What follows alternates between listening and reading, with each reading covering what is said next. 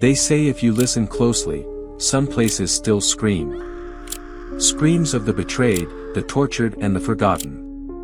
And all across Asia, there are places that don't just tell ghost stories, but they actually live them. Asia is the continent of ancient wisdom and ancient spirits.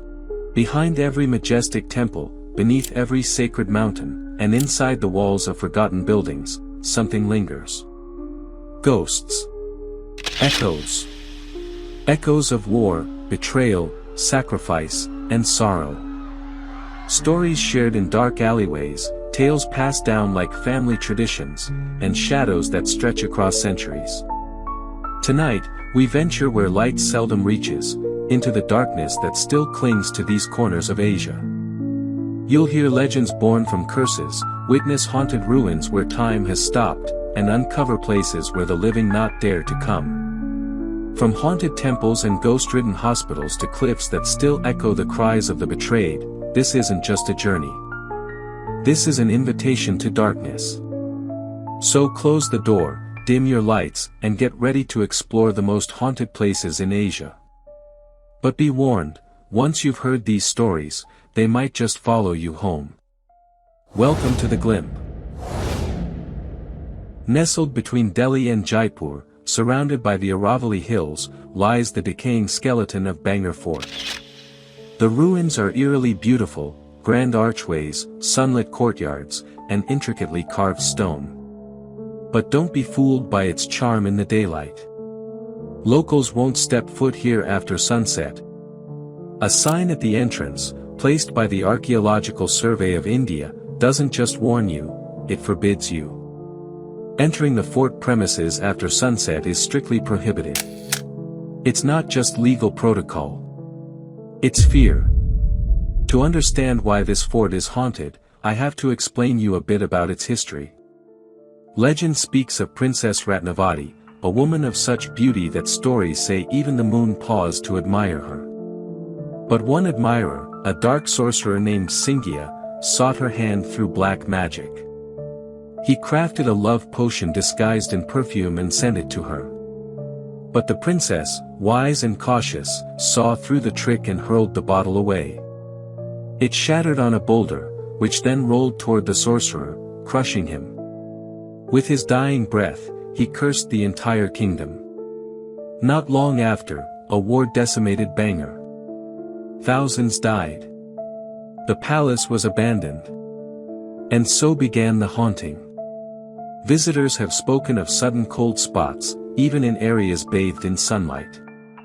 Some have heard faint human voices that seem to rise from deep within the ancient stones, while others recall the eerie sound of a woman's laughter, carried softly on the wind.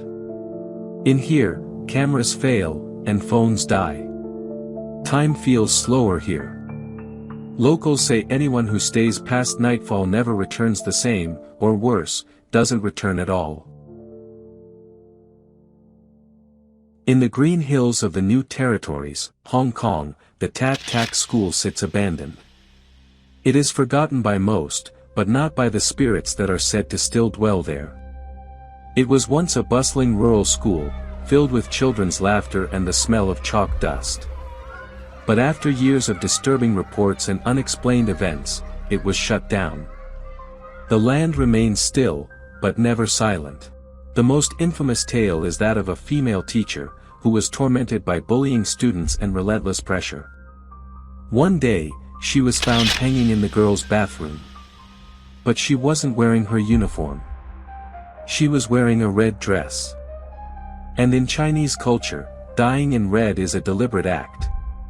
It signals vengeance. It marks your spirit for return.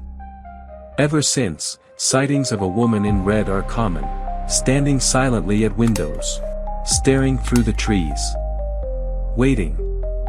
Some nights, her screams can be heard on the hills. Investigators have reported electrical malfunctions, sudden temperature drops, and the feeling of being watched. Some have claimed possession, losing time, speaking in voices not their own. Even the bravest people don't dare to stay long here. In the heart of Semarang, Indonesia, stands a colonial structure whose name means 8,000 doors. Lawang Sewu is beautiful and grand. It is a true masterpiece of Dutch architecture. But behind its charm lies a blood-soaked history. In the early 1900s it was built as a railway headquarters, and it took a dark turn during World War II, when the Japanese army took over, and transformed the basement into a torture chamber. Executions, beatings and decapitations were common here. It became a slaughterhouse. The floor drains in the basement still show traces of something that isn't rust. Survivors described inhumane conditions, forced starvation, solitary confinement in pitch darkness, and senseless violence. Nowadays during the daytime, it's a museum. But at night, it becomes something else. Numerous visitors have reported cries from the basement, chains dragging along the tiles, and the terrifying wail of a woman. This woman is believed to be a Dutch lady in white. She walks the halls with her face pale and her eyes empty. Some people speculate that she was a prisoner. Others say she jumped from the tower, but everyone agrees, she has never left. People who attempt to spend the night often leave early, sick, terrified, or crying.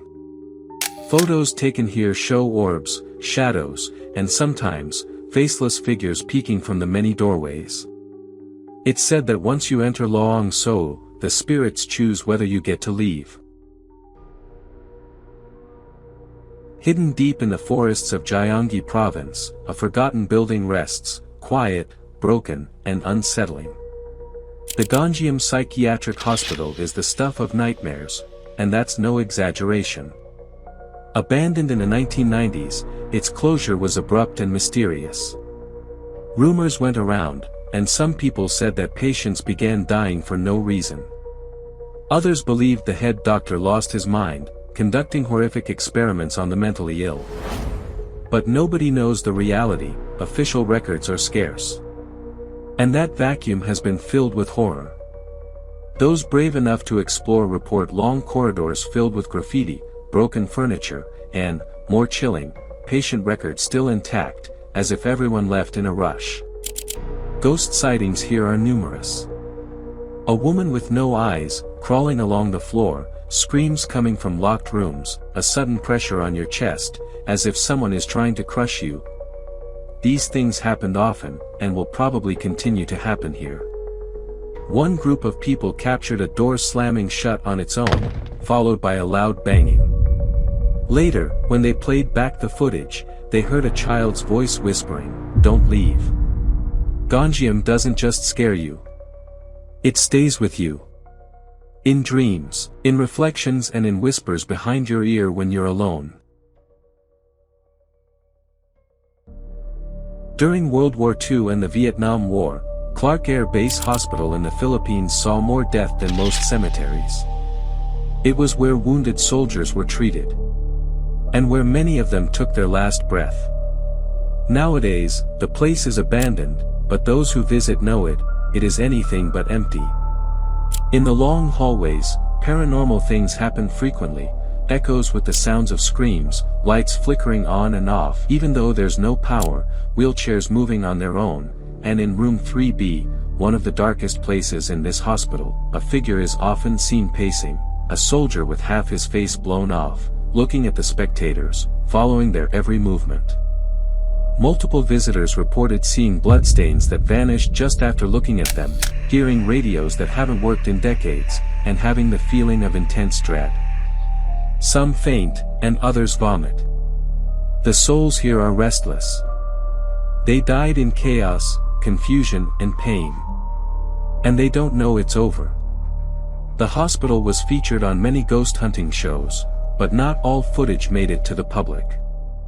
Maybe it was too messed up and too dark to be released.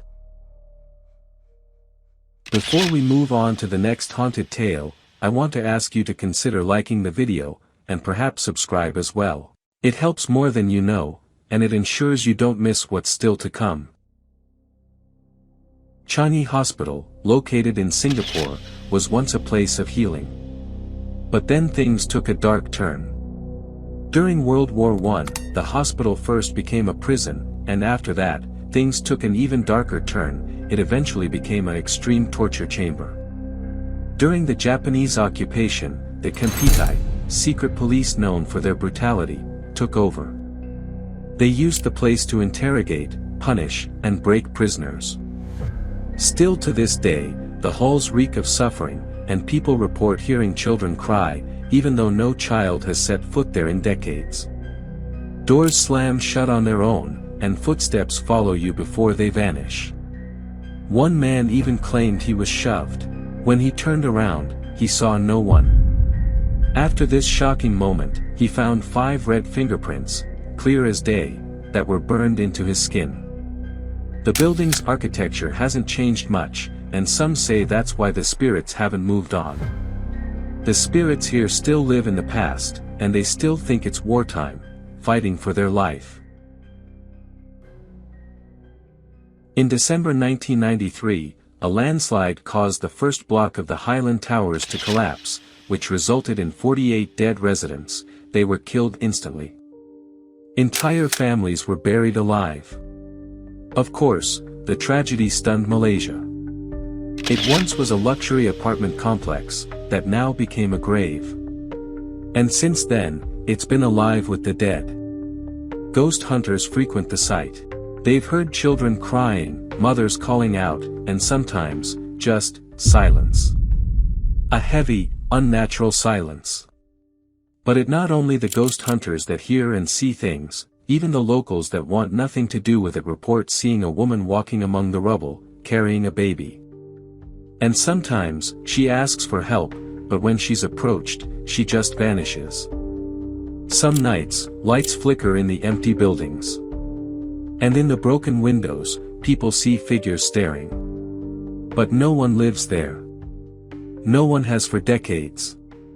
Could these be the ghosts of the 48 dead residents?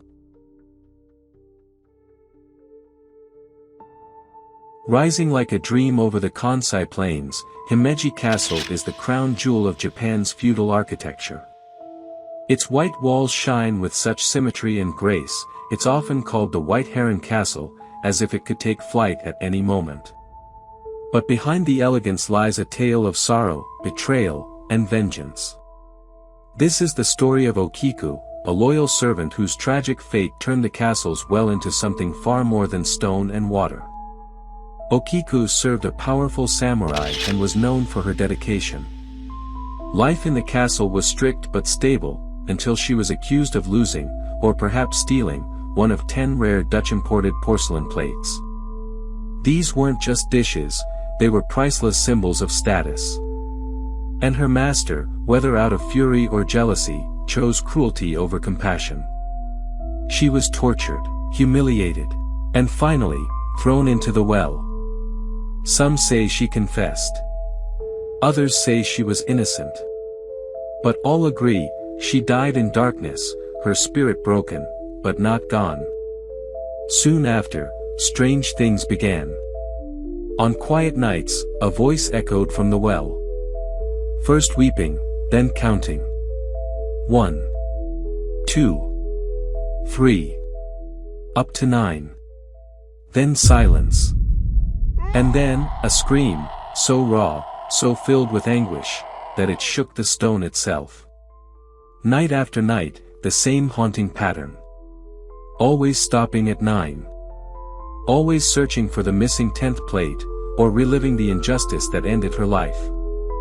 Monks were called to do rituals, sealing the well with holy sutras. But some say it wasn't enough. To this day, visitors speak of a pale woman in a wet, white kimono, climbing from the well. Her face obscured, her eyes searching. Whatever binds her, grief, rage, or justice, it still lingers beneath the beauty of Himeji Castle. Because not all wounds fade with time.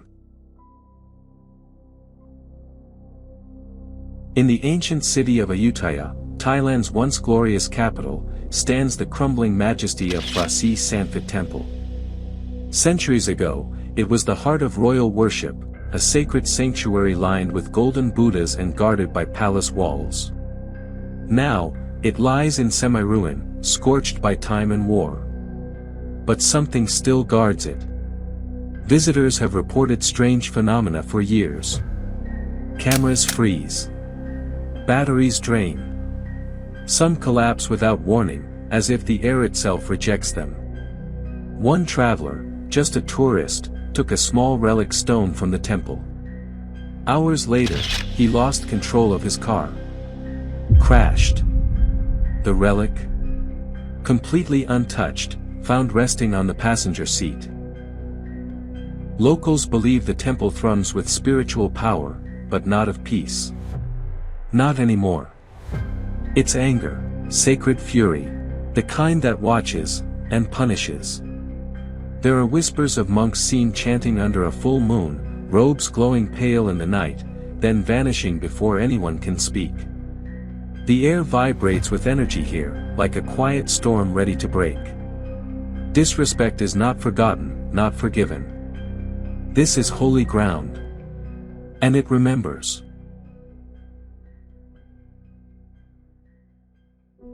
Deep in the dense, dark forest of Yamanashi Prefecture, there is a place the locals speak of in hushed tones, Oiran Buchi, the courtesan's abyss. On the surface, it's just a cliffside with a narrow gorge below. But the story it holds is anything but ordinary. Centuries ago, during the height of Japan's feudal era, a hidden gold mine was discovered nearby. To protect its secret, the lords devised a gruesome plan. They invited 55 Oiran, high-ranking courtesans from the nearby red light districts to attend a lavish feast.